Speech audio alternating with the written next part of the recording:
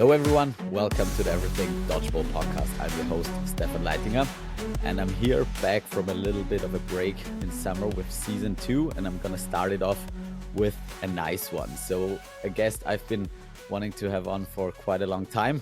We've met basically in 2022 in Canada, and he's been someone I really wanted to pick his brain for a while.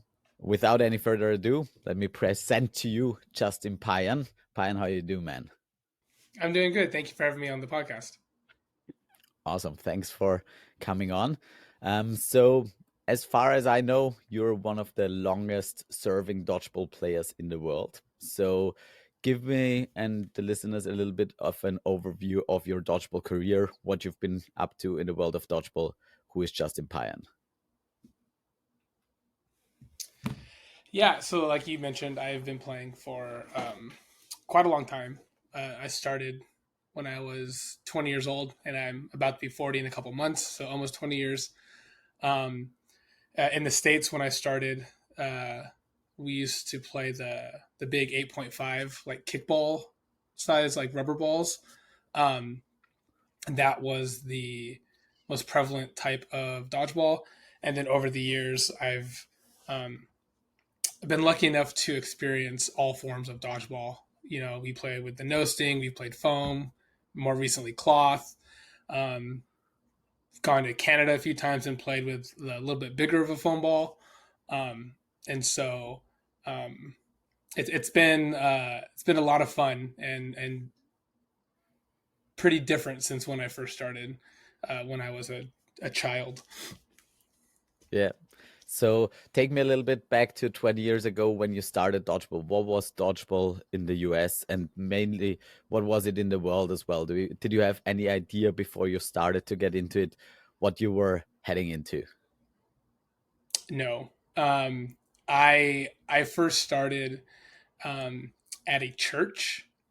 Uh, I was heading over to a friend's house to hang out for his birthday, and shortly after I arrived, he said he had to go to church to play dodgeball, and all of us were like, "Well, we don't know what the hell you're talking about," and so we went with him, and it was probably 120 people in this like warehouse playing dodgeball on carpet.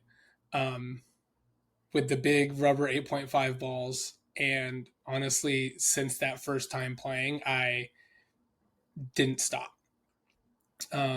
Eric Jones, who was on the world's team in Austria on the mixed side, Yeah. um, I'm longest and closest friend that I have.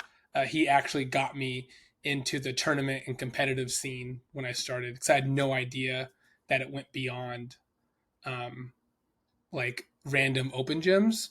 And Yeah. since the first tournament he brought me to, him and I have not stopped playing. Okay, that is awesome. So starting dodgeball at church, that is not something you would hear in Austria, basically, or probably in Europe. But that is a really cool thing to get into. So you started playing dodgeball in some random church on carpet. And so back then you probably had no idea what dodgeball was, obviously. And what was the sort of not professional, but what was like the competitive dodgeball scene at that time in the US? At the time, the competitive dodgeball scene was a league called NDL, National Dodgeball League. They had a big tournament in Las Vegas every year, cash prize. Um, Back then, they only had a men's, women's, and then a mixed division. Um, and like I mentioned, they played with the 8.5 big rubber balls. And they also played with two, um, I'll say softball size rubber balls that we used to call stingers. So Okay. sort of the size of like a baseball. They Yeah. also had two of those on the court at the same time. Okay. And those were how hard were they? The stingers. Not They weren't too hard, but um, there were a number of competitive teams at the time who had uh, college pitchers here in the Yeah. states playing with them. So when they would hit you, you definitely felt it. but I would say a majority of the dodgeballers that played, like getting hit by them wasn't bad. Okay. But you probably cannot catch those, right? Without a glove. Um, yeah, no, there were a couple people that could catch them better than others, but yeah, for the most part, it was mainly just throwing. Okay. Okay, so because that is like the first time I heard of dodgeball in the US, we always heard about those cash prize tournaments, and that Mhm. over in the US they can win money by playing dodgeball. We're like always, "Ooh, that seems so far developed and far ahead." But as far as I know now, that was just sort of a phase, right? Where those tournaments were around, and then it changed into something different. Yeah, those Vegas tournaments gave a cash prize. I think the first 4, maybe 5 years I played, and then there was like a little bit of a break from the cash prize tournaments. Like at least at that level, any money that we received after that from winning was typically um, like your registration back plus maybe Mhm. 30 or 40 extra dollars. Um, the big cash prize didn't really pick back up until um, the trampoline dodgeball scene kind of kicked off, and then there was another 5 or 6 years of decent sized cash tournaments. Okay, and who funded those prizes, or where did the money come from in dodgeball, and where did it go? Exactly. Back in the Vegas days when I started, I believe all the money came from the registration fees from the teams. I think the guy who ran the tournaments got a good deal on the venues he used, and so um, obviously he took some money for putting on the event and spending his time and effort of doing that, and then he had always set aside cash for the winners. Um, when the trampoline dodgeball scene took off, I believe that was fully funded by the company that owned all the trampoline parks. And again, that only lasted like 6 or 7 years because it didn't really kick off like they expected it to. Okay, okay, so the money tried its luck in dodgeball, but didn't stick. So that's basically Yeah. the story. Yep. Okay, okay. So at some point, you made a little bit of money as a professional dodgeball player, almost. Yes. No? That's at least something on your resume. So good Yeah. old times. Okay, Exactly. so but at least it seems like there was always a lot of potential basically for dodgeball and a lot of people who wanted to play the sport. So where did it develop from those days with the 8.5 and the nose sting and the trampolines? What was left afterwards? Um, what was left after that? I mean, we had a guy running tournaments. Um, in between the old Vegas days and just before trampoline, I guess during trampoline as well. His name was Mark. He tried to start a league where it was supposed to be like the best of the best. It was like Mm, invite only, and he really wanted to make a really competitive tournament scene here in the states. And it went well for a while, but I think everyone realized that couldn't survive when you're only inviting 8 or 10 teams at a time. So that expanded to these bigger, what we called elite tournaments, where um, in each of the regions here in the states, west, north, east, and south, um, each area would get 3 tournaments. And similar to other sports like soccer, where you play games, you get points. If you went to a mm, tournament, you would get points, and at the end of the season, before like our nationals, uh, teams that had the top points would get like better placement in the tournament, and then teams that also had the top points would get like little extra prizing. And so that was kind of our mm, tournament scene um, for a while. And then towards the end of that scene, trampoline dodgeball hit big. That lasted again 6, 7 years. And as that started to die out, um, it was getting closer to the pandemic, and at that point, we had enough competitive dodgeball players that started going to the world stage more and more and more, and so a lot of those players pushed um, to bring foam to be more prevalent in the states. Phase out those garbage old big rubber 8.5 balls. Play less of those little no sting balls, and we really wanted to try to focus on foam since at the time that was what Worlds was.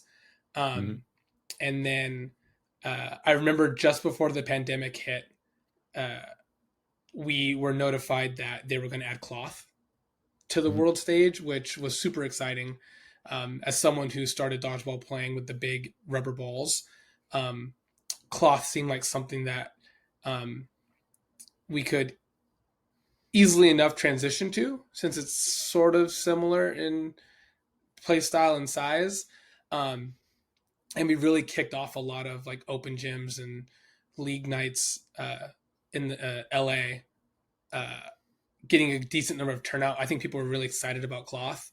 And then when the pandemic hit, the world shut down. And so that really, um, things took a step back. Um, and then after the pandemic, at least here in LA, it took a long time for things to get back to where they were. But now, post pandemic, um, we're now at a place where no sting is still a ball type that a lot of people enjoy. It still gets a good number of teams, but we're really focused and pushing on the foam and claw side of things because we want to continue to be able to compete at the world stage with everybody else. Mm-hmm. Okay, so lots of different balls, lots of different sort of eras. Looking back on it, looking back on the last 20 years, what was like sort of your not just favorite ball type, but also like your favorite time of dodgeball in the US? When did it seem like the most vibrant and promising? For vibrant and promising, I think it was that time period where we were having these big, like elite tournaments that were also happening during the trampoline period of dodgeball. Again, these elite tournaments at our nationals events, we'd have 30 plus teams in a division, round robin games, big bracket, and um, a cash prize where we'd get like our registration back plus a couple $100 a person. But at that same time, trampoline was happening, and the cash prize for winning the trampoline tournament, um, the first year was $25,000 to the winning team, and then the 6 years after that, it was $20,000. And Okay, yeah. so I feel like that has to be the most exciting period because teams were actively competing to win, $20,000 each year, and that's not something that um, has ever happened. Mhm, As for ball type, my favorite ball type is definitely foam. mhm, I just think at the highest level when you get to like worlds and you're playing against you know three or four of the toughest hardest teams, um, that is some of the most competitive dodgeball I think I've experienced. Honestly, outside of our finals match in Austria, which I feel like I haven't had a match that was that fun and competitive in a long time. uh, Typically I've experienced that with foam the most, so I gravitate mhm. to liking foam more than cloth. Yeah, that's completely fair. Okay, so what I always wanted to know about those times when you played actually dodgeball for money. Do you feel how did that change like the community, the social aspect, and also the game itself? Because like we all know, dodgeball is quite hard to ref, and it at least in Europe or in my opinion, it often has the like the it's a good thing for dodgeball that it's currently not a professional sport and that we don't play for any money because it's tough enough as it is to have everyone competing fair and competitively. And so when you put a cash prize of 20,000 on top of that, what does that to the people playing dodgeball? What does that to the game?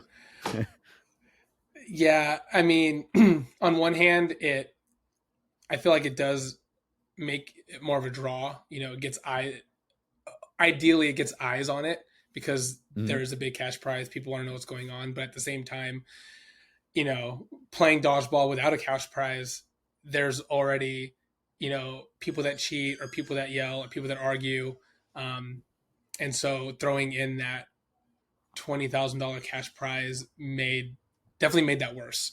Um, a lot made a lot of people jump to anger more frequently than they probably would in the past.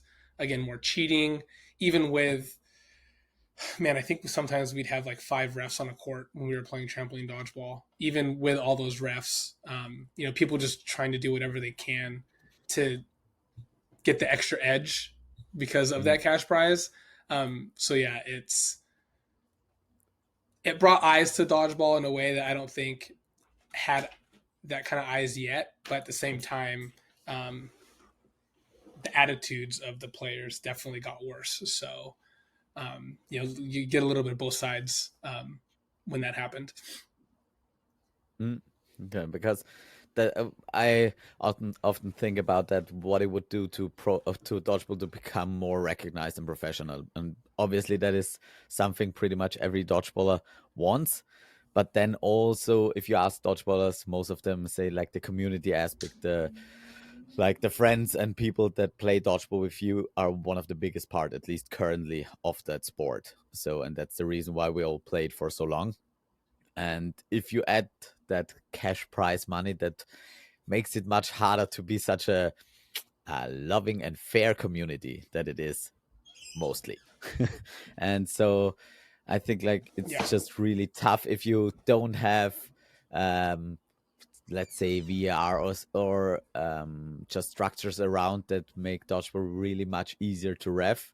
Then putting on that prize money is just something that seems quite potentially dangerous and toxic. But I honestly would love to play for $20,000 and have the competitive side of that as well, because I think that could really be something very invigorating for people who like to play on a very competitive level. And so if you play for something more, everyone is yeah, just invested even more, and it probably is also very good for the game. So it's like probably uh, walking the edge of the sword there. But I was just interested because we never had something like that in Europe. So we've always been like speculating about that side of dodgeball. So that's definitely interesting to see if that makes a big difference, which obviously it kind of does. So um, yeah, let's go from those good times where dodgeball was about money back to the current era where dodgeball is about progressing the sport and making it more international and finding out which are the prevailing ball types and getting rid of the rest without losing the variety of dodgeball. So where do you think dodgeball's currently at in the USA? um, I think here in the USA, it's getting to a better spot. Um, I think the people that we have on the USA dodgeball side of things that have been put in uh, positions of leadership um, are people that really love the sport, have played for a while, and want to see it progress. Um, you know, they're taking player feedback, they're making changes um, to make the tournaments better, and you know, give the players what they want. So I think we're in a better spot than we were a few years ago. I think you know, we're going to be in a much better spot over the course of the next, you know, few years while these people are still in place to help us grow, um, which is great because I think um, something we lack here in the states is um, people that care at that level. We have a lot of people that care about dodgeball. Right? Otherwise, people wouldn't continue to play and show up. But most people, I think, only care to a certain point, and then they kind of just stop. And so it's nice to have leaders that we can rely on and that are transparent in what they're trying to accomplish. Mm-hmm. And what's your current role in Dodgeball US? What do you do and what do you basically bring with all your experience and time playing dodgeball? What do you still have to give to the sport of dodgeball? So I don't. So I like role. I don't have one. Right. I am No. still just a player trying out for world's teams because I haven't decided to stop playing yet. The only thing I really bring to tournaments besides my experience is an attitude when people make me upset. But I've talked about this with um, people before. Like I definitely plan um, on stopping soon, and when I do, one of my goals is to um, transition to like the scouting and coaching side of things, like to help bring in players that could potentially make it at a world's level. I do think my 20 years of experience and how I see and view the game um, can help a lot of people, and so that's something that I'm definitely looking to do. In the next couple years, um, when when my body finally tells me I can't play anymore. All right. So, what's your body been telling you over those last 20 years? So, take me through it. We basically started around the same age. I'm just a few years behind you. So, what's been the progression coming from your body's perspective? How does he like dodgeball these days? And how has it been in the past? These days, it doesn't like it so much. In the past, um, I have always, for the most part, been in some sort of shape. Growing up, I played sports. Middle school, high school. I've always been a super competitive person, so I've always been um, in good shape enough to do the things that I do physically. Um, as the years have progressed, um, getting older and the amount of time that I've spent um, playing dodgeball, and I think just my body type in general, definitely slowed down over the years.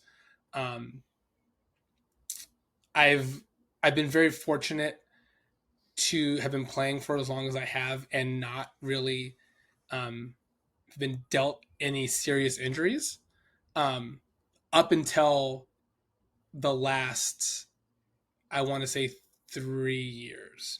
Um, that's when I think all the stress that I've put on my body from dodgeball, like the way that I would move on the court, slide around, things like that, all the wear and tear over the years, um, on top of not regularly stretching and things like that, I think just caught up with me, and I had a couple um, uh, knee injuries that sidelined me for a few months at a time. And so I think after the first one is when I really took a big look at, okay, do I need to keep doing it? I told myself that um, I'll keep trying, but if I hurt myself like that again, I'll stop. Um, those injuries are actually part of the reason why I stopped wearing knee pads when I play. I was wearing them in Austria towards the later half of the week because my knees were feeling good, but I just think over the years how much I slide around and like drop to my knees has just done enough damage, and so I don't wear knee Mhm. pads to prevent myself from sliding around and dropping as much. And I do think that since I've stopped wearing knee pads in the past like year and a half, um, I do feel better after I play because I'm not moving around as much and sliding around, which I think was just causing a lot of damage. Okay, yeah. Yeah, that's fair. That's probably one aspect to the knee pad debate I always have it with Ryan, whether it's more healthy to have them or not have them. And so definitely, I think there comes a certain maybe time or age, also like body type wise. Some people are just more flexible, lighter, or stuff like that, that they can handle crashes to the knees more easily, and some people are more conscious about it. Like I personally, I wear knee pads always, but I don't like to fall on my knees. I don't slide around. I just have them for those very rare situations where I sort of feel I have to, but I Mhm. really try to not do it too often. And I always like am in awe of the people who are just sliding around, falling on their knees, crashing down from a jump and landing on their knees. But I personally, for me at least, it doesn't seem too sustainable over a long time, and so it's not for me. But that's definitely, I think. But without knee pads, I can't do it either because I just feel too frail and I'm just too afraid to fall on my knees. So for me, that's not the solution, but maybe for some people it is. So, what kind of injuries did you have for with your knees? It was all muscle and tendon related. Hmm. Um, Straining and some small tears in my right knee. Um, both instances happened as I dropped down for a catch and I bent too far backwards. Ah, yeah. Um, and so, yeah, that's kind of part of the reason why I don't wear knee pads anymore. I'm pretty aware of when I'm not and when I am wearing them, and so um, I don't really drop anymore when I don't wear them. Um, Hmm. and I think also just not wearing them has helped me become a little bit better of a dodger. Um, I think looking back, I found myself kind of always doing the same thing when I had knee pads on. So, Hmm. a little predictable. And without the knee pads, I had to, I was kind of forced to not drop and slide around like I always do because I wasn't wearing them. So, Yeah. I do think it's helped overall. But, um, yeah, again, playing for almost 20 years, that's really the first two times I've ever been injured like that. So, um, it was it was shocking because it's something like that's never happened to me before, Yeah. and so I definitely start to look at things a little bit differently. Okay, so over the time, like, did you have any revelations or did your body tell you some things that you had to change? Because, like, over 20 years, like, you said you're not a man of the gym, you're not working out, stretching too much, but like your warm up routine, your cool down routine, anything that has changed over the last 20 years when that that you sort of had to adapt to still be able to play at the level you're playing?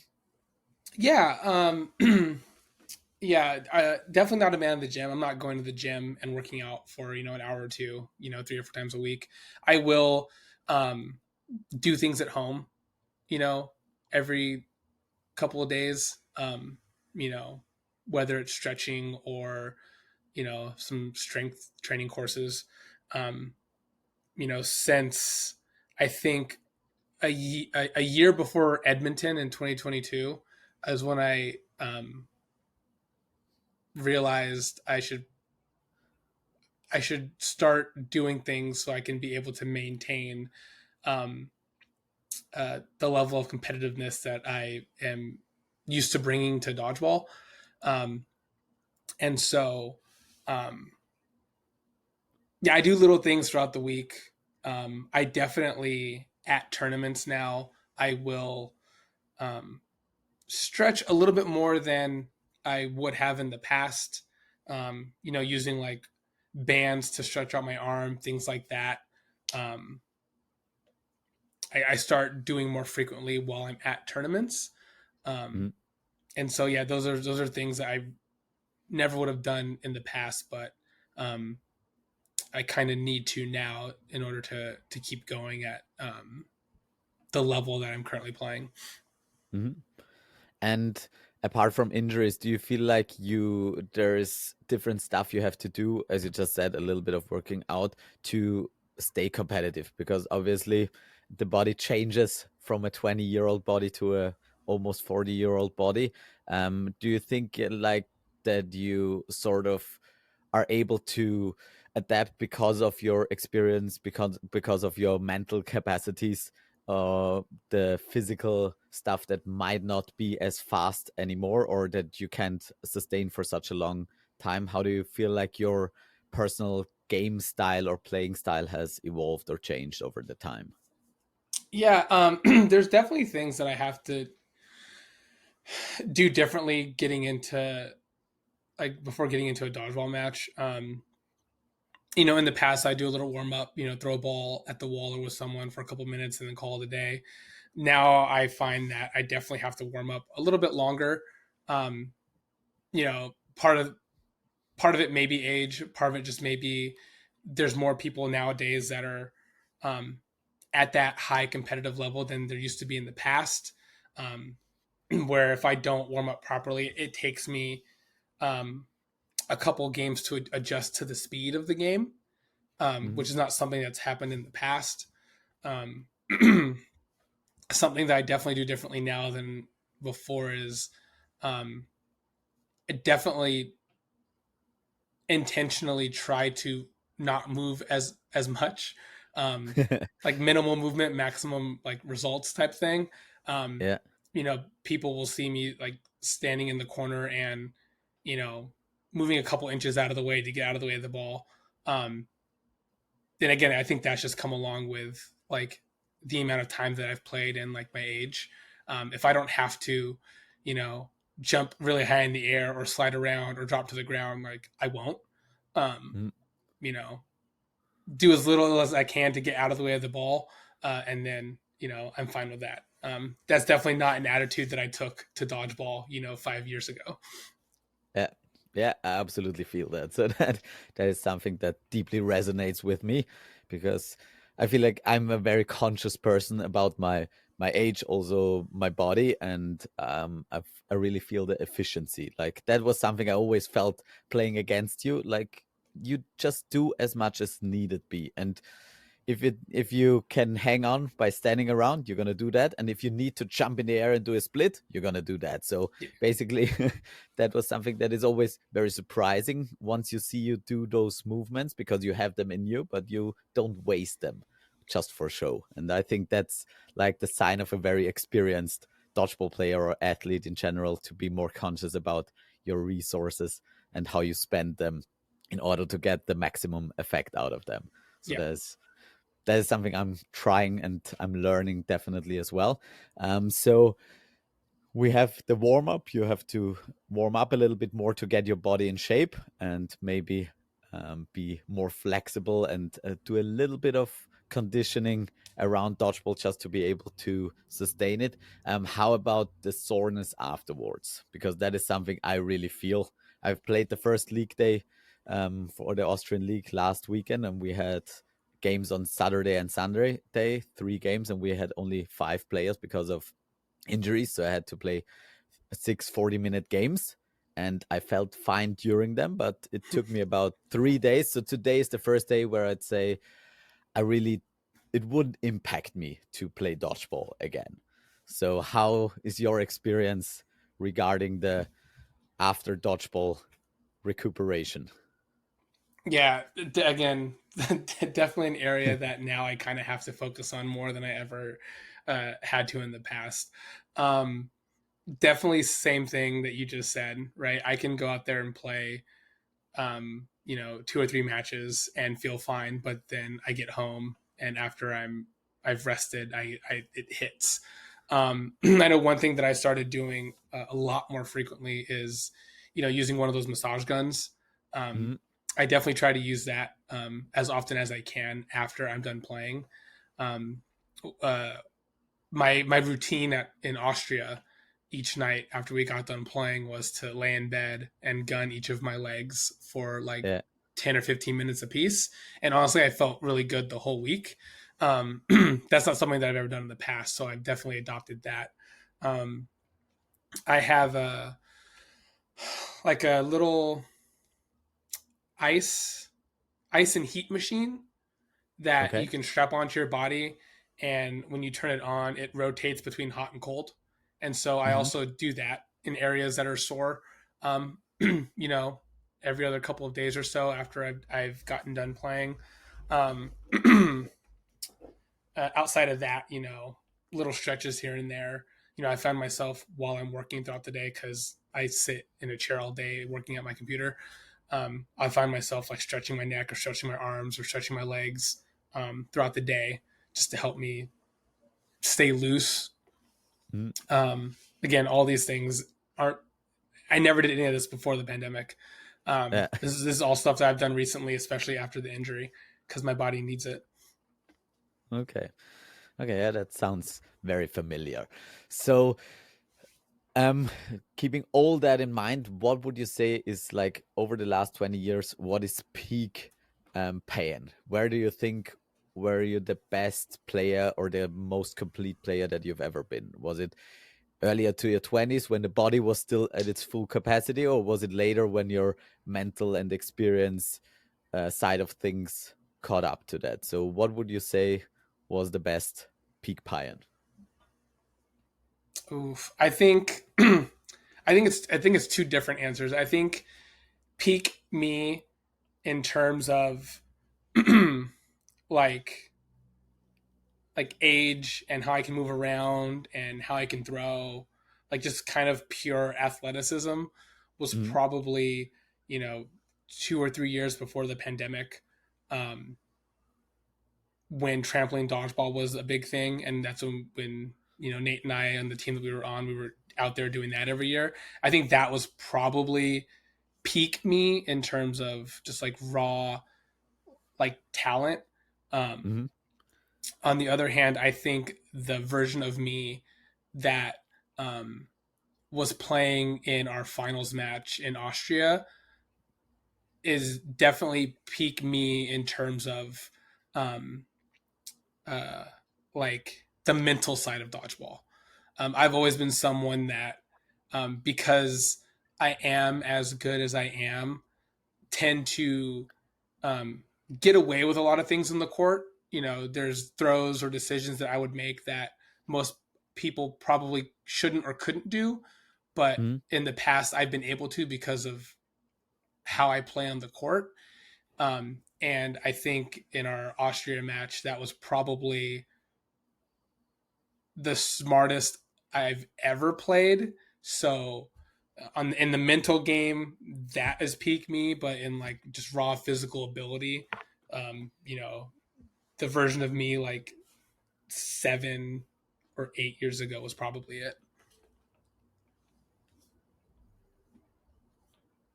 Okay.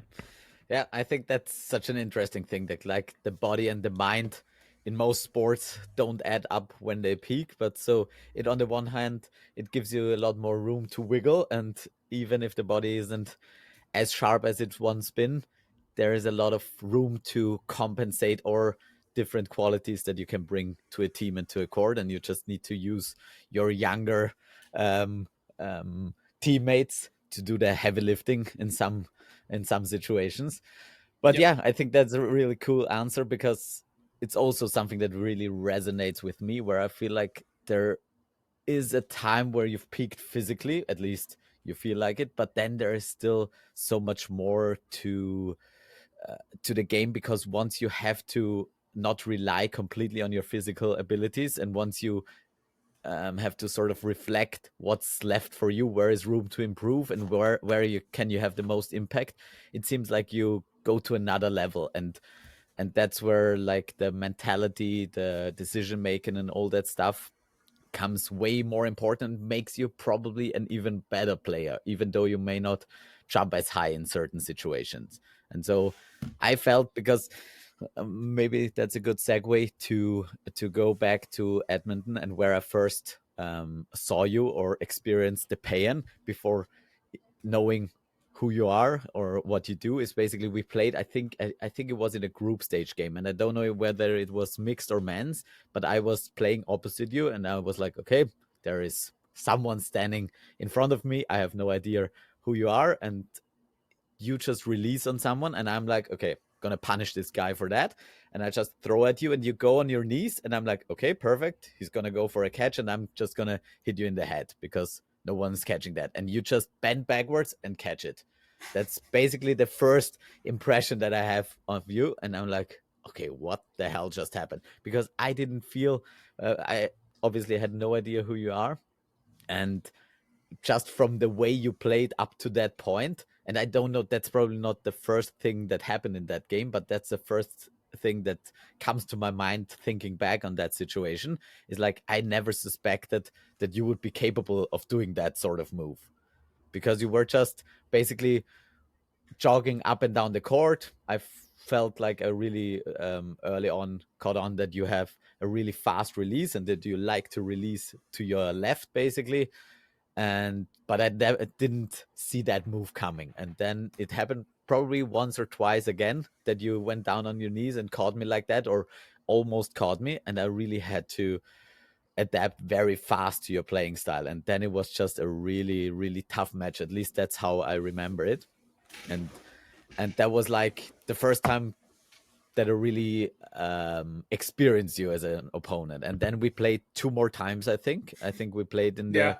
in the semis for men's and mixed again, and Hmm. it was just such an annoyingly tough game, and it was mainly because of you, because I just knew I had to wait for you to open yourself up, but I couldn't just punish you, and I really had to sort of plan our game around you.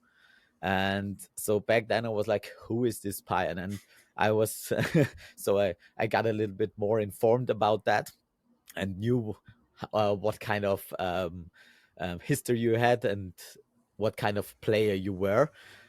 So I got really interested in that. And then going a few years later in Austria, and you were there again, and I felt that you were a much different and much more evolved player at in Austria than back to Edmonton, where I felt like in Edmonton, Clough was probably sort of new to the US, and sort of the whole team didn't really understand how Clough worked. It was just Billy throwing from the middle and you punishing everyone, and then you guys making some crazy catches. At least that's how it felt from our side.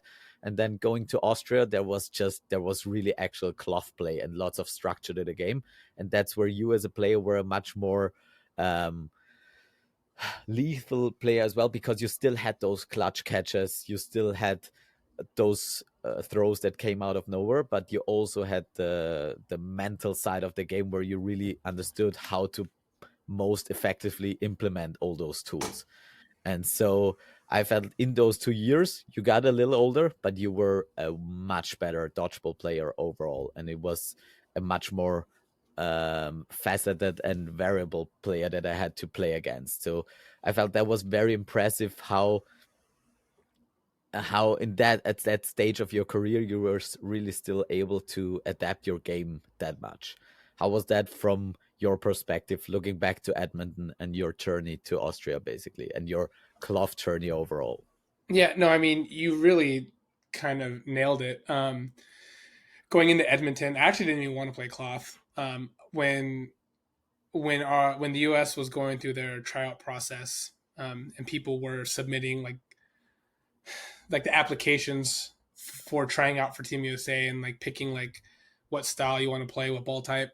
I actually put foam, but then our coach Brett forced me to play cloth, which is fine. I knew he was going to anyway, but I figured I would try to get foam in there.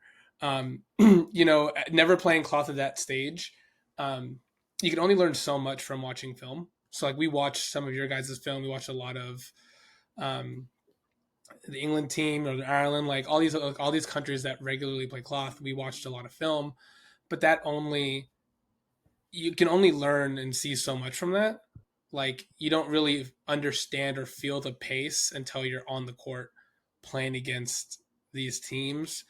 And I definitely think going into it, just because of how um, we are in the States in general when it comes to like competitiveness and like attitude, um, there was definitely we came in with a level of cockiness that we definitely shouldn't have had, because watching you guys on film, um, I think going into it we were like, oh, they're good, but they can't be that good. And then it's not until we get to play you guys in the court where we realize, um, you guys really have it down, right? Strategy, the way you guys play, the way you guys move as a team, like all that stuff. You can see it and you can feel it when you're playing against the top cloth teams in these other countries. Um, really, really threw us off, right? We were able to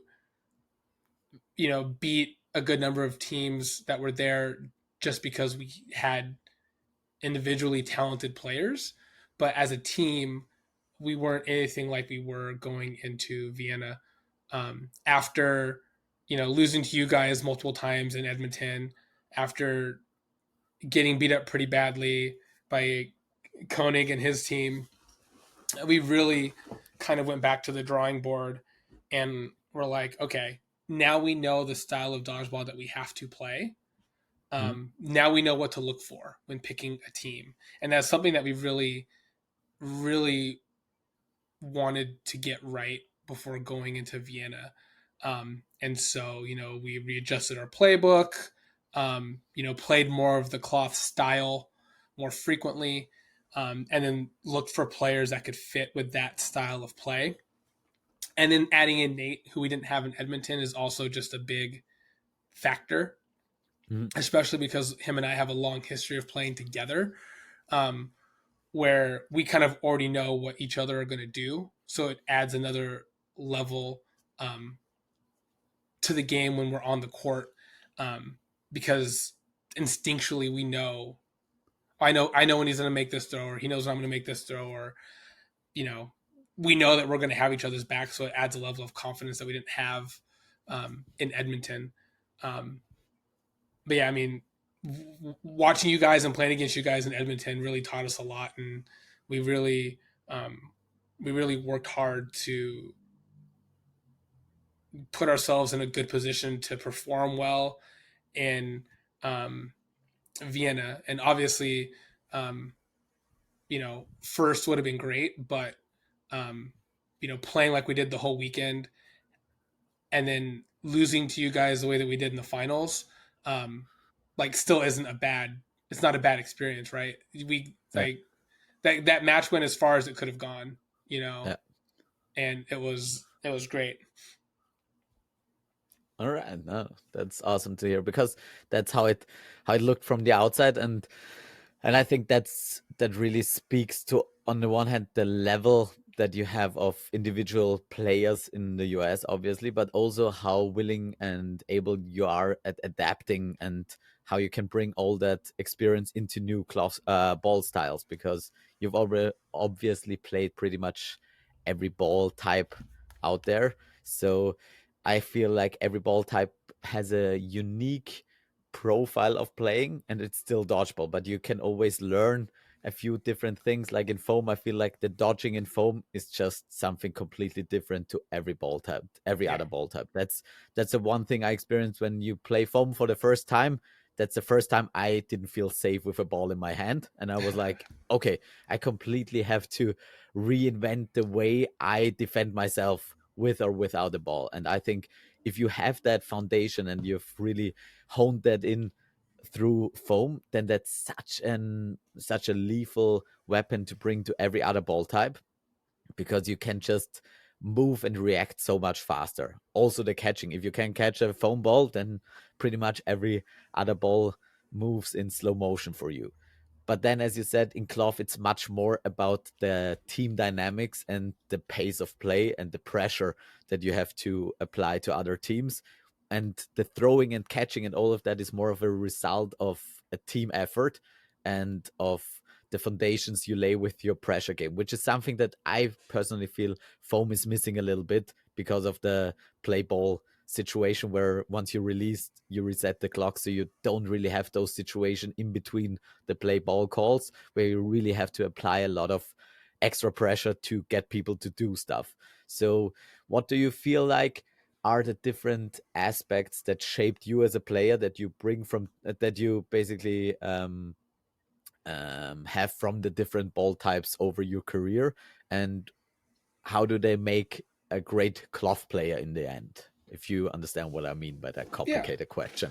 No, I mean, I definitely think, at least for me, one of the biggest benefits that I think I have going into this is I have been playing for a long time, so a lot of it is instinctual and just the years of doing dodgeball and the same thing over and over and over again. You know, um, it's it's instincts, right? At the Mm, same time, when we started playing with 8.5, um, the strategy with 8.5 isn't the same as cloth, but because it's a bigger ball type than foam and no sting, I think it's easier for me to transition to cloth because for a large part of my dodgeball career, I was playing with a larger ball, and so it kind of felt it felt normal mm, because it's what I used to do in the past. Um, like you mentioned, moving and dodging and blocking in foam is different than it is in any other ball type. And so, playing a good number of years in foam and at the world stage, I do think helps uh, also when transitioning to cloth because even though the balls in cloth don't move the same as foam, it is a smaller court where the attack line is. So, um, the ball still comes pretty quick. And so having to have those quick dodges like you do in foam, I definitely think helps. Um, I always people often ask for like advice what they can do or how to do these different ball types differently. And something I always tell people is, at the end of the day, dodgeball is dodgeball. If you're playing foam or you're playing cloth or you're playing no sting or whatever it is that you're playing, yeah, each of these styles has a different level of strategy when you get to the higher competitive side of things. But the basics of dodgeball is basically the same throughout every style. And if you can move well, talk to your team, throw a ball, just getting as many reps in as you can, um, I think just helps in general. And again, I've been playing for what feels like a million years, so I think a lot of it is just it's like knowing like the back of my hand. Like I may be caught in a bad position, but because of the experience that I have, I'm able to get out of it, which I know other people can't rely on, especially if they're newer. mm. Yeah, for sure. So when I talked to Nate, we were pretty similar about being very cerebral players. So we're obviously, or I am a player that really thinks about different things. And also, although it's lots of instinct, my instincts are very cognitive, I'd say. So where I'm like always trying to analyze my opponents, trying to analyze the team, but also the players that I have against me, and then I try to adapt to it in a cognitive way and try to lure them into my net and try to apply my game to them. And you said you're a very instinctual player. So do you think that has changed a little bit coming over the last few years? Obviously, because of the change from foam to cloth, do you feel you have to play a little bit more? I don't know. Because, like in certain situations, once you're alone, once you're in a 1v3 or in a situation where you get caught up court, then instincts kick in. But as a team, you, in my opinion, you have to be more structured sometimes than as is my experience in foam, where you can do much more individualistic things without letting the team pay for it. Do you feel like your game style has adapted in some way, or do you feel, or do you think that assumption is valid? Yeah, no, I it's definitely valid. You definitely foam's definitely different, and I think you're allowed to get away with more things, especially as an individual, considering that there's no like game clock. Mm, People in foam can just play and play and play until the full team's eliminated, which I think changes a lot of how you play the game. So yeah, in cloth, it's definitely more team oriented. When it comes to like being cerebral versus instinctual, I do think um, that is something that I regularly struggle with um, when it comes to playing dodgeball and when it comes to like entering a bracket, right? This is top Mm-hmm. 8, or this is, semifinals, quarterfinals, things of that nature. Um, that's kind of where I am more me, right? I do slow down. I do play less like an individual. I am a little bit more cerebral because I am a bracket player. Like that's where I shine. Uh, Throughout the tournament, when we do like a round robin or anything like that, that is where I tend to struggle and tend to just kind of um, go off the playbook and kind of sometimes just do what I want because um, the stakes aren't as high, especially if we're, you know, winning in a match by like, 10 plus points. Um, I tend to just kind of just do what I want, even though I know I shouldn't. Um, so I definitely battle with both of those things every time I play. Um, but I lead more cerebral once again, like once the bracket started and it's like go time. Like, oh, this Mm-hmm. is stakes. This it matters now because if we mess up, like we're out. Like that's where I thrive. Mm-hmm. Okay. And do you feel like your role as a player on court has changed over the past, like that you're maybe more I don't know with whom I spoke about that you have like sort of on the dodgeball field sort of soldiers and generals, and you have people who are there to fulfill certain roles, and you have people who are good at certain things and you try to use them, and they're more sort of soldiers that are really good at listening to orders, really good at adhering to a system, and really good at fulfilling their roles. And then you have the generals, and I think I talked to Nate about that, who try to coordinate the attacks and the defense and the team. Um, where do you see yourself, and do you think that has changed over the last few years? Definitely has changed. In the past, I would have said, "Oh, I'm a corner. Put me in the corner with a ball." All these things just because of like how talented I am and what I can do with the ball. Nowadays, I find myself being more beneficial when I'm right next to the corner. Um, Mhm. in Vienna, we had Jaquan on the right and Nate on the left, and I was playing right next to Jaquan. I think in a position like that is where I am most valuable. Um, when playing, I am someone who, for the most part, is very aware of what is going on, right? How many balls we have, if balls are rolling back to the side of the court, if we don't have a ball, is being shagged, like the count that the refs are making. Like I'm pretty aware of most things that are happening, and I'm a very Mhm. vocal person, and I think because of that, um, it's best for me to be off of the ball in the corner so that I can communicate to the team and help relay all the information so that everyone knows what is going on a majority of the time. Um, in most tournaments that I play in, with the exception of Worlds, because I feel like the refs are a little bit harsh when it comes to players that are sitting and how loud they can get. Mhm.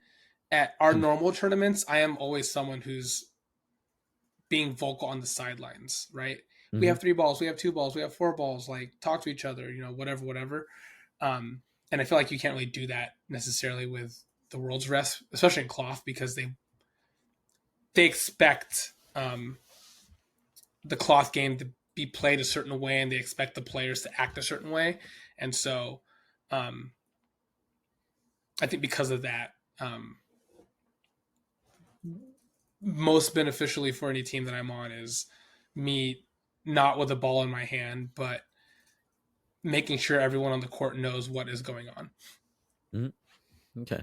Yeah, because that was something that I was personally very surprised by at Worlds, because we played in the mixed semifinals, I think. And obviously, you played opposite me, and I was definitely expecting that to happen in the men's final as well. And suddenly there was a new player that I personally haven't seen before, at least actively. And that took me quite a long time to adapt to. So that almost cost us a lot.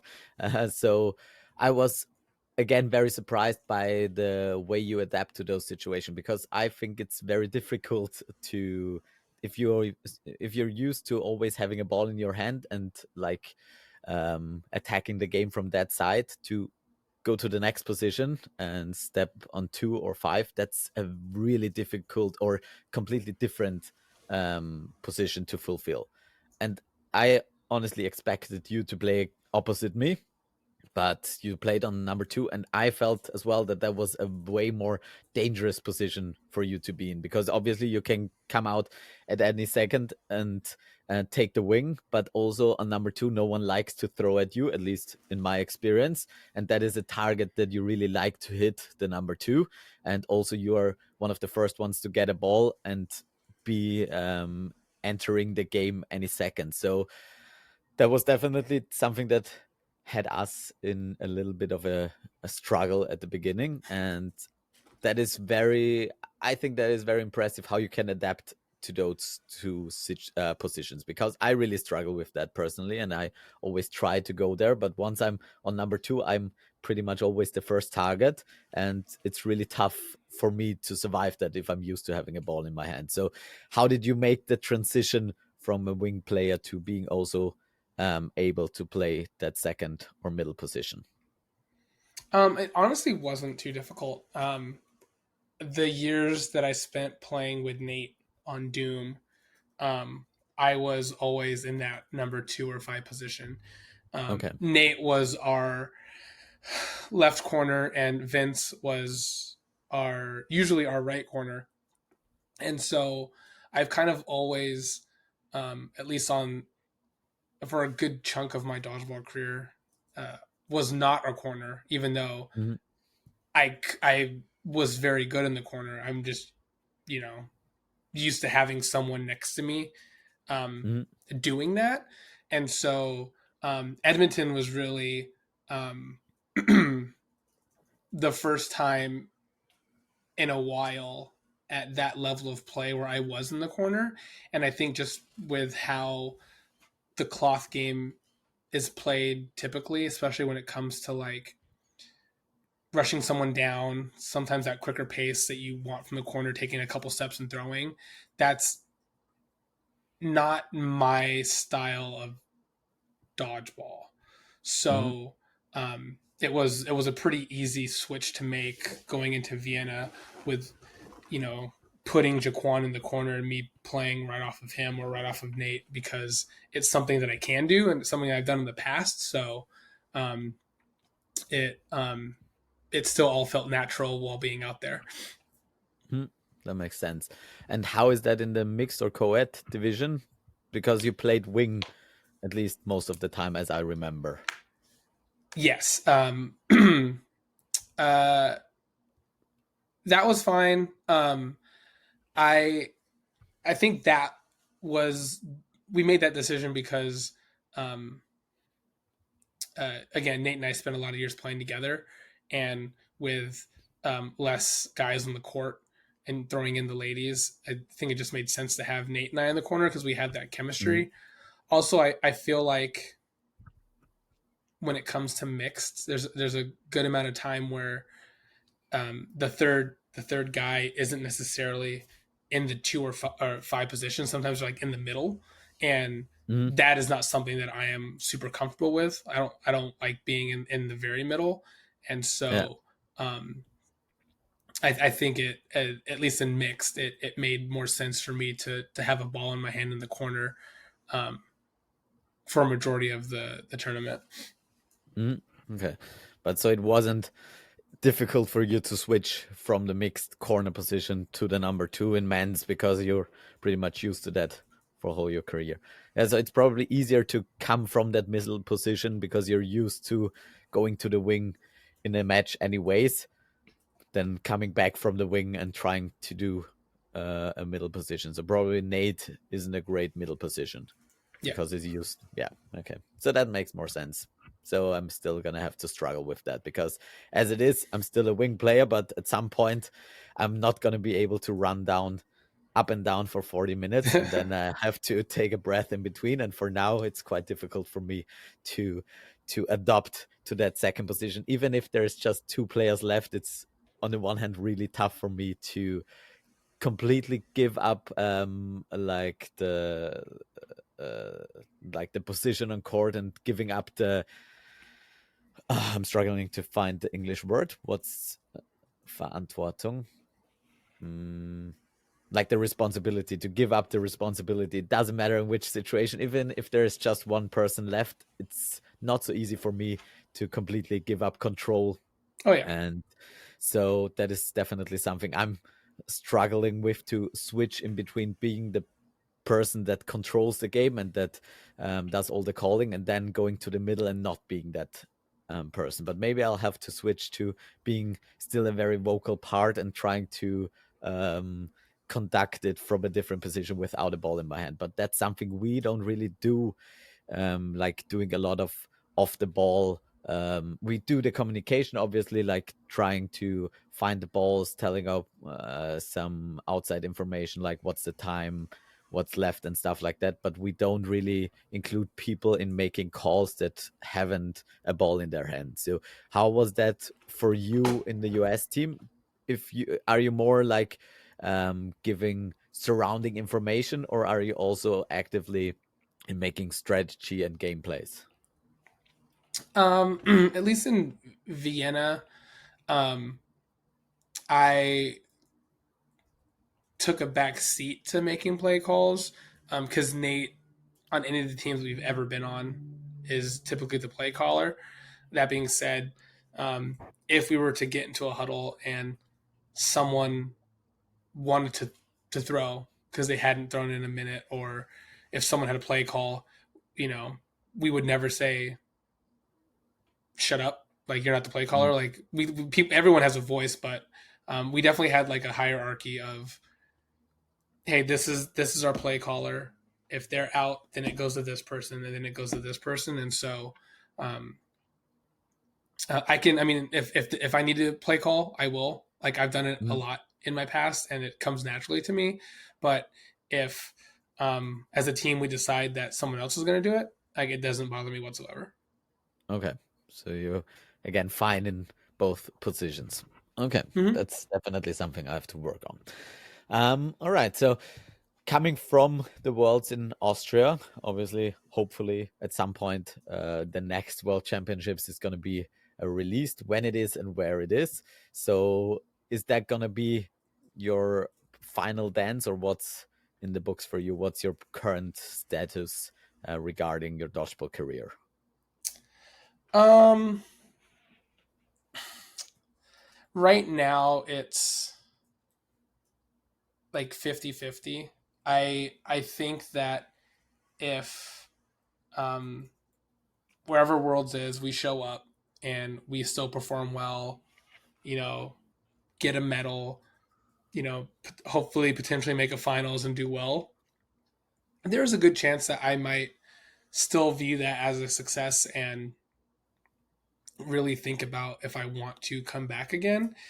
Part of Mm, it also just depends on, this next year and just having to like get ready and train for it and how my body feels, throughout the process and after Worlds. If, it feels similar to how it did after Vienna, then, you know, I might consider doing one more after that. But if I find myself just to be struggling more and more and more as time goes on, um, I don't have a problem with stopping. I was fully intending on stopping after Vienna. mhm. Like I was telling people, like after the finals and like at the after party, that I was gonna be done. But then when we got back home, I had some conversations with people and um, decided to, at least give it one more shot. Mhm. Okay, that's good to hear. So you're gonna you're planning on playing cloth again for the next World Championships. Yes. Awesome. All right. So what um like you've been playing dodgeball for pretty exactly half your life now. So what has dodgeball brought you over those last 20 years? Have you sort of learned from it? Why was it such an important part of your life, and why did you decide to not stop in the last 20 years? What made you continue playing this game? Oof. I mean, I feel like dodgeball's brought me a lot. I mean, when I first started playing, um, I feel like the friend group that I had. Well, one was very different than the friends that I have now, but it was a smaller group of people. But playing dodgeball for as long as I have, being able to travel around as much as I have, like all the friends that I have today, some of my most closest friends I've met through dodgeball. So I wouldn't have them if I wasn't playing for as long as I have been. I've never been one before dodgeball to think about traveling, and so Mm, with dodgeball comes travel, and so I've been able to go to a lot of places because of dodgeball that I probably never would have gone to before. Um, it's helped me stay active over the years. Growing up playing football and running cross country and doing track and field, amongst other things. I do think that dodgeball is one of the most tiring things I've ever done in my life, and so I think playing for as long as I have has kept me in uh, at least decent shape to be able to continue to do the things I like to do physically. Um, I mean, dodgeball. I found my wife in dodgeball. mm. So I mean, the list goes on. I feel like people that play dodgeball for a long period of time, there's just so many positives to it.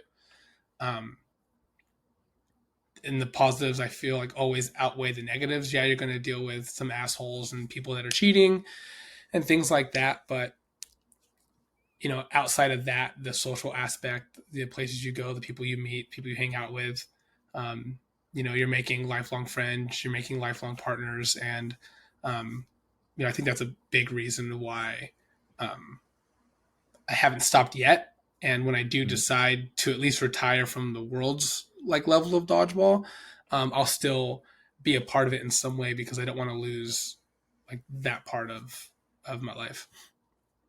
Uh, love to hear it. Yeah, because that's how I feel like most people who play dodgeball for a longer time, and let's say for longer than a few years, and really dive deep into the dodgeball scene, they pretty much have the same story where it just becomes such a big part of your life, where it takes over your social life, obviously your time and money, and for many people also they're traveling and stuff like that. So I feel like looking back at my dodgeball life as well, like pretty much probably more than 50% of all the times I traveled outside of Austria or traveled inside of Austria is because of dodgeball. And there were so many places where I would have never or probably never gone to. And also lots of people like you meet there's such a big group of like-minded people. And obviously you have quite big variety in that. But once you really catch the bug, it doesn't really release you. So for me, there's the question like, when do you stop playing? Is it, and I've talked about it with Andy because he stopped after Worlds, and he has, like Nate for you, he's been with me from the very beginning on, and he decided to stop playing, which was for me. I thought about stopping after Graz as well because obviously it makes sense from a career-wise perspective. Where like, okay, getting a little bit older, we've reached lots of the goals or pretty much all the goals we try to reach. It would make sense to stop at this point, but then again, it's just such a big part of life that I don't want to leave it anyway behind. So I don't want to just stop dodgeball and just sort of cut away such a big part of my life. So I would stay there anyway in some sort of capacity. So why not play as long as it's fun? So Yeah. do you feel, you said maybe another year? So apart from the knee, how do you feel about your body being able to compete at some sort of level? So obviously at the world stage level, it's getting the air is thinner and thinner, but you're still doing quite well. So how long do you feel like, apart from drastic injuries, are you away from not being able to compete at that level and having to step away? Or when do you want to step away from that? Um, I think when it comes to like physically being able to still compete at that level, um, I'm someone who if I couldn't still compete with like the top players, I wouldn't Mm, do it anymore. Um, like I'm not someone who it's going to sound weird to say because I at the end of the day I am a team player and like I have sat for 2, 3, 4, 5 matches in a row. Like if the team that's playing on the court is doing well, but I'm also someone that at the same time I couldn't go to like a worlds type tournament and then not play in the big matches. And mm, so if I couldn't hang with everyone else, I would definitely stop. I think like realistically, I'm probably 2 or 3 years away from that point. mhm, Um, I just don't know if I still want to continue putting my body through everything it has to go through for that long, which is why I'm basically taking it like one worlds at a time. I'm going to see how the yeah. next world goes, how I feel, and then decide. And then if I want to keep doing it, I'll, decide at the next one. Like I'm not really fully committing or putting like an end date on anything. Yeah, yeah, for sure. Feel the same way about it. And when you say like putting your body through that, is it more of a thing where you think about the future and say, if I keep continuing doing this for the next 4 years, I'm gonna pay later for it? Or is it something where you're not um ready anymore to do what is necessary? Like over the last few years you have to do a little bit more to get prepared, to keep your body in shape, to recover from a tournament. So is it for you sort of a balance where you think like you're at the point in life where you're not gonna be willing endlessly to do what's necessary to keep being in the shape and physical and mental condition to do that? Yeah, I think it's that. I think it's knowing what I have to do and should be doing right now to stay at a place where I can still compete at that level. And then knowing that the longer that I play, the more that I'll have to do to stay at that level. But on top of that, also is, just sort of stopping also just because of life, right? Like, um, you know, having kids or actually doing vacations or travel that aren't a part of dodgeball, which is tough Sounds because when boring. right, but it's tough when you're also traveling for dodgeball. Like you spend so much time and effort traveling for dodgeball that you may not have the time to travel for not dodgeball. So I think it's um, a combination of wanting to just do things in life outside of dodgeball, start a family, travel, but also, yeah, I don't want to have to do 15 or 20 extra things after next year to keep my body in a place that's good because I hate doing the things now to keep my body in a place to play dodgeball. So, yeah, the thought of having to do even more a year or two from now does not, I'm not looking forward to that. Mm, yeah, yeah, absolutely fair. So I think that for everybody, there's gonna be at some point the time to decide whether it's worth it. And obviously, you've taken on quite a lot for at least your yourself, that you're even doing the things you're doing, even though you really don't like doing them, just to be able to do the thing you like. But so there's obviously on the one side that competitive side to dodgeball, where I completely agree with you. If you're not feeling like you can hang at the top and you've been there and always been in that position where you were an impact player, that you're gonna stop once that's no longer the case. What about the social aspect, where you like, do you feel like in the late stage of your career that you're trying to experience it differently, as you said, with maybe more travel, more the social side of dodgeball? Do you feel like you see the sport and the whole community aspect of it differently to the past? Um, yeah, it's definitely different than it was in the past. but I think a lot of that is because um, I feel like unlike a lot of other countries that have like a good um, like growth system, I feel like a lot of other countries are good at, they have leagues for younger players, and then those players advance and grow up go through the ranks and play in like the next level league and the next level league. In the States, like we don't have that, and we have a good number of players that are playing currently that have been playing for the past 10 or 12 years. And so Mm. I think the social aspect, 10 years ago when we were all younger, was a little bit more crazy and wild. But now, since a lot of us have been playing, together for that long, like the social aspect is just different, right? It's still there, but it's different. Instead Yeah. of going out to the bar and drinking after a dodgeball event or a tournament, we just go back to the Airbnb and play stupid card games because we've done enough of the like drinking side of dodgeball for the past 10 plus years, and now we're still hanging out socially, but hanging out socially like old people would. Mm.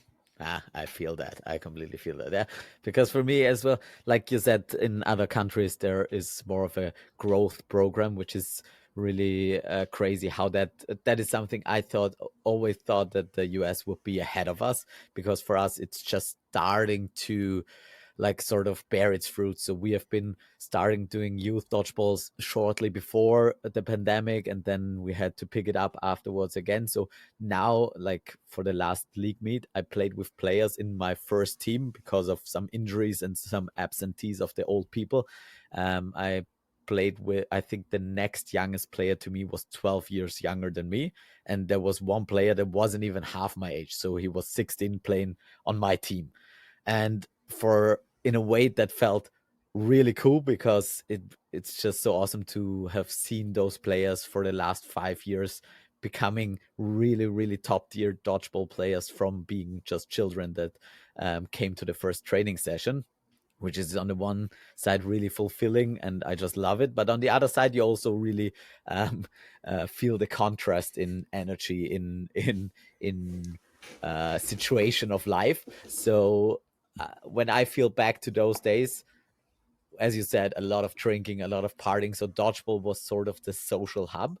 And now it's more of a family where I feel like the players I've been playing with, I've known them for the last 10, 15 years, and they are my friend circle. They're getting kids with us. We're going on holidays together.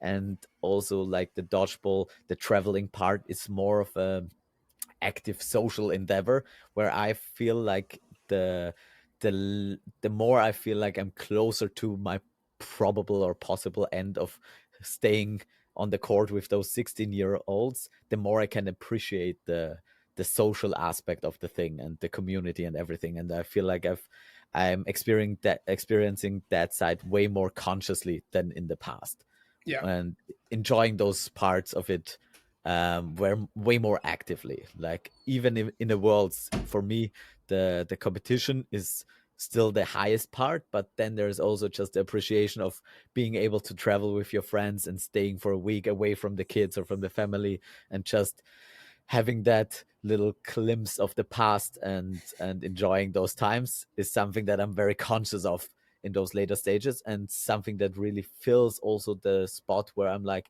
that's something maybe for the competitive side alone I wouldn't be willing to put everything up and train and do the stuff that I have to do, but for the whole package, at least for me currently, it's still definitely worth it, and it's something that I feel like can sustain it for the next few years as well. Um, is that something you can sort of uh, relate to Oh in your yeah. state? Oh no, oh yeah, definitely. No, everything that you said, I was just thinking about it, and yeah, it totally aligns with everything that you were just saying. So I definitely know what you're talking about. Yeah, awesome. So I think with that, that is a good place to sort of bring this to an end. So when you think back on your career and have to give advice to those 16-year-olds, what are like the most important lessons that you learned from dodgeball, and also that you learned from 20 years of growing up in the sport, that you would like to see younger generations adopt and grow up into a system where you feel like, what has dodgeball given to you and what can it bring to future generations? Why is it an important hobby that can take over your life? Um, well, what is at least what is given to me is kind of like what I mentioned a minute ago. It's brought a level of like it's brought a social aspect to my life that I didn't think I would have. Um, the people that you meet and see at these tournaments are people that you're going to spend a good part of your life being around regularly if you stick to dodgeball. You're going to meet a lot of great and interesting people. Again, you're going to travel around the world. Um, those are all great things that dodgeball will bring and has brought to me. For players that are just starting or that are younger, I mean, I think dodgeball it definitely teaches you like teamwork, being Mm, a part of a team. It can be an individual sport at times, depending on the situation and the game and all that stuff. But um, at the end of the day, it is a team sport, and um, with that, I think it teaches you a level of humility that some other sports that might be a little bit more individual don't have. Um, as a new player starting out, I would say, despite what level of talent you are, you have to stick with it. Um, I feel like that's a thing here in the States that um, hasn't happened a lot of until at least more recently. We've seen a lot of players that um, had some talent that were younger. Um, I think just kind of stopped because, again, like I mentioned, in the States, we don't really have like a good growth system where someone can jump in at like in a beginner level and play against other people of their skill. A lot of the mm, leagues that we have, at least where I live, um, people are always playing against people that are more competitive, and I think that scares a lot of people away, um, mm, which is unfortunate. And so, at least players in other countries that do have a good system that they can join in on and play, like stick with it. You may not be good at first. It may take some time, but I've seen a lot of players come into dodgeball and honestly suck for mm. a couple years, 3 years, and then out of nowhere they just spent the time and the effort and they learned, watched film, and these players are now making, at least over here, like the practice squad list to try to make it Team USA. Um, Stick with it. Um, don't be don't be an ass. No one likes that. There are enough assholes in dodgeball that you see on the courts in leagues or in tournaments. Like, don't be one of those guys. Um, you know, Try to stay as humble as you can. Stick with dodgeball. If you have a team that you're on, tough it out with them. I think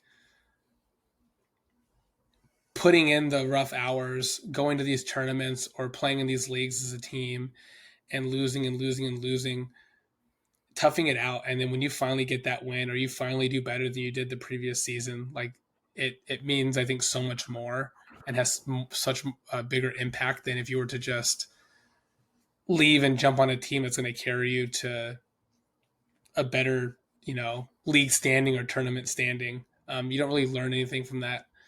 um, yeah, stick with it, tough it out. You're going to learn a lot from a lot of people. Dodgeball is very fun, very social. You're going to travel a lot.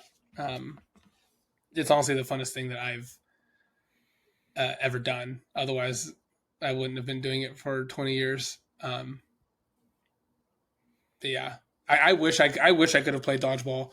You know, I wish I could have lived in another country and played dodgeball because I see the leagues that you guys have and all that, and I'm jealous because it looks like you guys have a great system over there.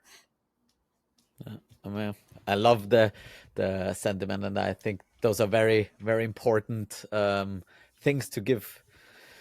Very good experiences you can give to young players. Yeah, I think it's always from the outside. Everything looks a little flashier than it is from the inside, obviously. So when we look at your system, we feel like, oh, you're having tournaments in every state and you're traveling for dodgeball, which seems kind of cool. Seems also like of a big of a commitment. So in Austria, people are willing to there are teams who are willing to travel 4 hours or 5 hours by train, which is crazy to people like myself who are coming from Vienna and who moan once the venue is half an hour away from our home. And in the States, you're basically flying to every tournament. At least that's how it looks from the outside. So I think there are just different standards. And as it is for the league, yeah, I think our league system currently is quite decent, but like it's still nowhere to the league system or the depth and breadth they have in the UK, or Yeah, especially in England and other UK countries. They don't have it either. But we're really working hard on developing youth leagues, all the system, and it's really built on a few shoulders, all of that. So without having those people who really put all their time and money and efforts into those systems, nothing will come from that. So it really takes those special individuals. So shout out to Max Golder at this point, our OG, who is making pretty much all of this possible. But I think there is really a lot to learn from different countries that like sort of the there is a possibility, even if it's from a geographical side, not so easy to make leagues like in the US or Canada or stuff like that. There is a lot of willingness for a sport that you really enjoy and for a social community that you get a lot out of to take time and money and invest it into that. And that is thing, I think, a really big part where you can look quite positively on the future if you find those people who are willing to put their time in and create those systems that they may grow. And so, would you say for possible future children or stuff like that, you don't have children currently, if I'm no. correct, or do you have? Okay, so would you want your children in the future to play dodgeball, or would you recommend something else for them? Um, I think it's a little bit of both. Do I want them to Yeah. make this like the only part of their life? No, but no, I definitely if dodgeball is still around by the time future kids are old enough to play, yeah, I definitely think it's something that I'd want them to do. Um, Again, like I know it's different for everybody. Not everyone's had the experience that I have, but again, like meeting my wife in dodgeball, all my close friends that I have in dodgeball, traveling and all that stuff, um, it has brought so many positive things to my life that yeah, it's not something that I would want to take away from future kids, but um, I know the amount of time and effort and money that I've spent doing dodgeball over the years is Mm, probably um, crazy to some people, and so I definitely want future kids to play dodgeball. But if they didn't dedicate the same amount of time that I did, I wouldn't care because I would uh, understand. yeah, absolutely. All right, Justin. So I think we have a few listeners' questions left. If you still have time, I just Yeah. really need to take 2 minutes to go pee. And if you're ready, then we can finish this up with some questions in the end. Yep. Sounds good. Sound good? All right. Yep. Be back in a second.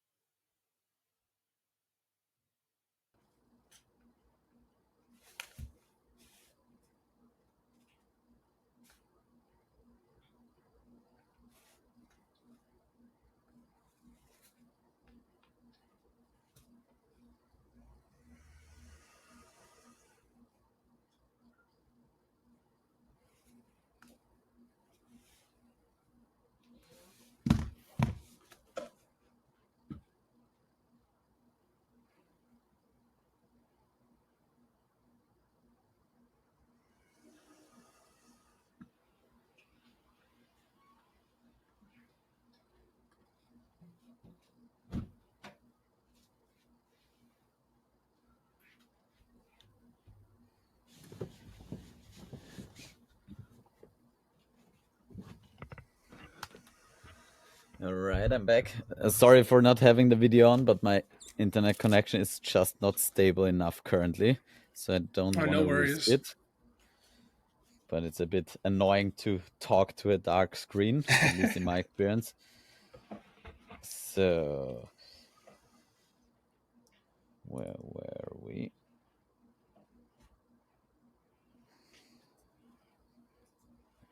All right. Good. So if I have a few listener questions that I think are quite interesting. Mhm. Um, so I'm gonna start with Mr. Shoda, and he says, I think it's a obviously it's a competitive question, and he wants you to name him really badly. So make a team with current players from both ball types to play Austria, Northern Ireland, and GB in cloth for gold. Starting six and two bench players. Oh, both ball type. Okay. Yeah, you So can choose from the whole dodgeball pot. if I had to build a team right now to go up against you guys and Northern Ireland, um, all right, I think I would have to be on the team. I would put Shota on the team. I'd bring Nate back, even though he says he's retired. I'd put him on the team. Um, Jaquan, I'd also have on the team. Please don't. Uh, I'd want Kim back. I thought Kim Hmm. played really well in the finals against you guys, so I'd want him back on the team. That's five. Um, I'd want to throw Andrew Ketchum in there as a Hmm. sixth. He's he's pretty deadly with a cloth ball, so I think he'd be a huge help. And then two more. Um, Man, I think I would throw Chaz Billick Billack Hmm. on the team. He was on Like, the he was on the team with us in Graz. yeah, I'd throw him on there because he's got a really good arm and has just gotten significantly better since um, Graz. And then the eighth, um, man, there's like two people that I'm debating on. One of them is a newer guy, newer. Like he's been playing dodgeball for a while, but he's newer to the cloth process and trying out for the team. His name's Eric Nelson. I play with him on Hex in the rounds. I'd either choose either him or um, I think Xander Simos, who's on the foam side of hmm, things. He's got a really gnarly throw with the cloth ball as well. So either of them, I think, as an eighth, could give us a good shot at taking you guys down. yeah. All right, that's fair. So pretty much the core team from Graz with some deadly additions, basically, Yeah. to get that final set of us. Yep. Huh? That's fair. So currently, I'm struggling a little bit to um, get into my Insta account and find the last few questions. I have no idea what the problem is right now. So I'm gonna go with another question from myself that I wanted to ask you as well. Is what what tips apart from warming up more? What do you think makes a player a player's longevity in dodgeball? What's important for someone to be able to play dodgeball for a really long time at a high level? Oh, yeah, it's so the things that I'm about to say aren't things that I necessarily have done, but I know that you should do. Um, Do as I uh, say, don't do as I do. exactly. Um, I mean, obviously, like keeping your body in shape, right? You don't have to be ripped with a six pack, but you have to be in shape enough to stay, athletic. Working out 3 or 4 times a week. Um, since dodgeball's a throwing sport, you know, doing something related to that, even if it's throwing a ball at the wall, for 10 minutes at a time, um, just to get your mechanics down. So it comes like second nature. Um, Eating right, taking care of your body in general. Um, all of that, I think. just can propel you to playing for a long period of time. Um, it's definitely things that I wasn't doing as frequently in the past, but am definitely very conscious of right now and trying to make good habits of, at least for the past 2 or 3 years, so that I can at least continue playing like I do for the next couple of years. Hmm. So how, like, I'm currently trying to get our 16-year-olds to go to the gym because I'm a physiotherapist, so I'm a bit biased in that direction, and so I'm trying to keep my body very consciously in shape, um, to be as long to be able to sustain the demands I make of him. But like my brother is more like you, who just is more of a instinctual player who really relies on spontaneous healings of his body, and he's just mentally prepared to just use his body until proven otherwise. And he had the revelation, I think 3 years ago, that warming up actually makes your shoulder hurt less. And I was like, wow, okay, apparently you need that experience to really go there. So I'm really trying to get good foundations for future dodgeball players. But as you said, there's a long time you can really get away with it.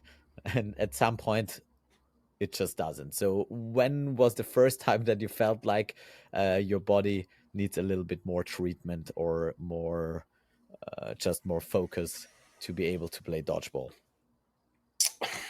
I think I think the first time I thought that I might need to do things outside of dodgeball to help was probably in my late 20s.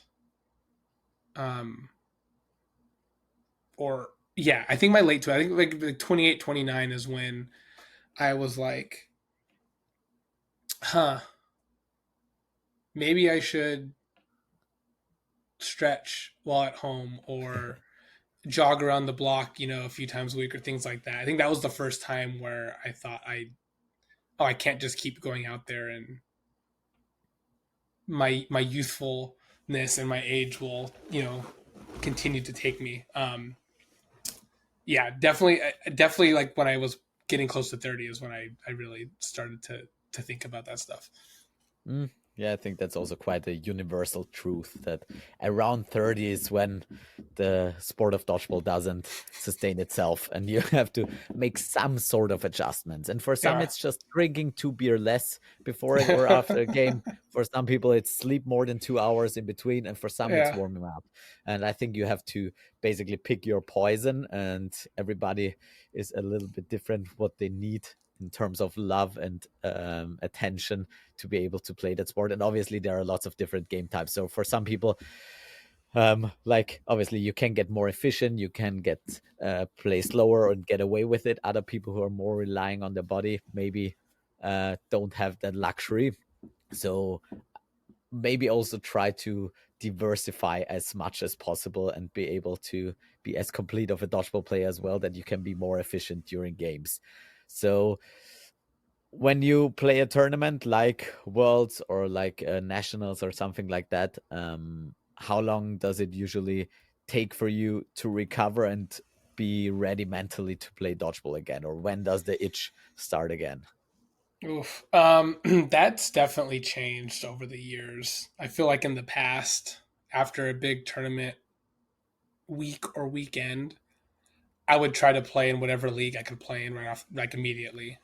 Now it's very different, I think, but I think a part of that is because I've also been playing for a very long time, and so you know, 6 or 7 years ago, I realized that I don't have to play in every dodgeball thing that happens, um, Mhm. and it's been nice having that mentality. Um, I will say at the recovery time in Edmonton was definitely different than it was in Graz. And I think just because I was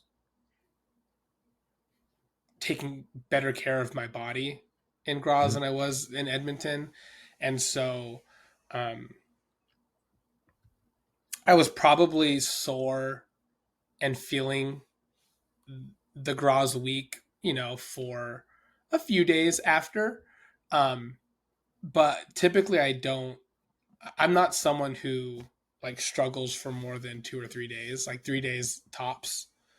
Yeah, Um, I mean, we just had our 2 day training camp this past weekend, and um, 2 days after, so yesterday, we had our cloth league, and I subbed for it, and I was fine. So that was only a like day and a half of rest.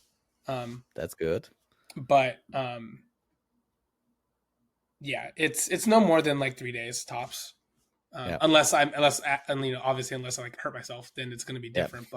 Um, but yeah, I again trying to take care of my body more, eat right, work out when I can. I know you mentioned sleep, which is something that I forgot to mention. yeah. So, how I disrespected sleep in the past, and how I need it so much right now, and that definitely makes a difference. Yeah, for sure. Yeah, that's a big one for me as well. Like the first European Championships, I think over the whole weekend we slept like 5 hours in Mm. total, and the rest of the time was spent drinking, and we still somehow managed to sort of stay on court at some point, which is something I cannot relate to at all at this point in my life. So yeah, sleep is definitely for me a big one, and I really feel if I don't get that, but still, like as I said, played on Saturday and Sunday, and Monday I felt like a train hit me the night, and we had training on Monday. Obviously, I wasn't going, and I was like, who's going to be there? And obviously, everyone from 14 to 20 basically was showing up after playing 6 games the days before and going into training. And I was like, different times. And I don't even. That I don't have that. There is no like little tiny molecule in my body that wants to go train on Monday and on a Tuesday. And on Wednesday, it starts. After 3 days, it starts um, seeming to be somewhat realistic. And today, Thursday, I'm like, okay, today I really look forward to playing some dodgeball. But yeah, that's definitely something that has changed over the past. All right, since I'm not able to get into my Insta account and I haven't prepared the listeners' questions. I'm really sorry for that. So I have one last question for you, Payan, and it comes Mhm. from Ryan Neely. And the question is: we know you're old, we know you're gold, but will you be able to be old and gold? I mean, that's the hope, right? As yeah, as someone who is incredibly competitive, and as someone who has been very fortunate with my dodgeball career, um, being able to have played on a number of the top teams throughout my 20 years, um, you know, winning at the highest level, um, in most types of tournaments that I've played at, right? I've won our US Nationals. I've won um, the tournaments that they've recently been doing in Canada. I've won the trampoline dodgeball. I have a gold medal in foam at Worlds. When cloth was introduced, that was um, like the next thing I felt like I needed to do. And Mhm. so obviously winning a golden cloth to um, end my competitive dodgeball career at that level would be nice, because then I can claim that I've won a gold or a championship in all of the ball types that I've played. Um, Mhm.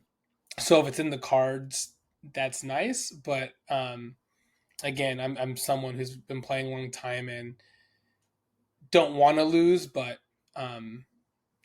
if losses happen like they did in Graz, when it's a super competitive match with no cheating, no yelling, no arguing, it's still hard to be mad at that, because at the end of the day, um, I've had so many people come to me and say that was one of the funnest matches I've ever watched, and I think that's what dodgeball needs. So, Mhm. you know what? If if me losing a few more times, but providing, great matches that are entertaining the people to grow the sport, then, if that's what it takes, then that's what it takes. Awesome. You got yourself a deal right here. So I'm all up for very exciting matches against you guys in the final. I really enjoyed that game. Well, it was definitely a strain on everything inside of me, and I'm basically very happy we won it, obviously. But it was such a cool game, and it's still one that I really enjoy watching back because the level was crazy and the intensity of the whole game was just amazing. And Yeah. obviously, we had the better ending, and that makes it a little bit more fun for us. But still, just the game was really something that is what we train for, basically, for those moments Yep. where we really have to put everything on the line. So, yeah, definitely enjoy it. And I think it's really also, I really love that you enjoyed that game, even though the ending wasn't in your favor, but that you can still take positives from that experience is, I think, really cool. So I'd love to run that one back in maybe somewhere in the world in around a year. That would be Yep. cool. That would Uh, that would be fantastic. Absolutely. So, and until then, the follow-up question to Ryan is, do you want to be old but gold? uh, Old but gold. Uh, yeah, that's That's our fine. team name. Yeah, Oh, but that's your team name. that's our team name for Oh Paris. So I'm putting you on the spot. You don't have to answer it, but no, will you? I haven't forgotten. I am still Yeah. looking into it. One thing that I told myself um, for this upcoming year was I wanted to play less of the tournaments here in the States, and I wanted to Mhm. try to get out of the US and do a couple different cloth tournaments that I've never done. So I should know for sure um, this week, and then I will definitely let you know. Awesome. So we definitely would love to have you. I've asked Nate in the past, but he was already retired. So and it was not possible to bring him out of retirement.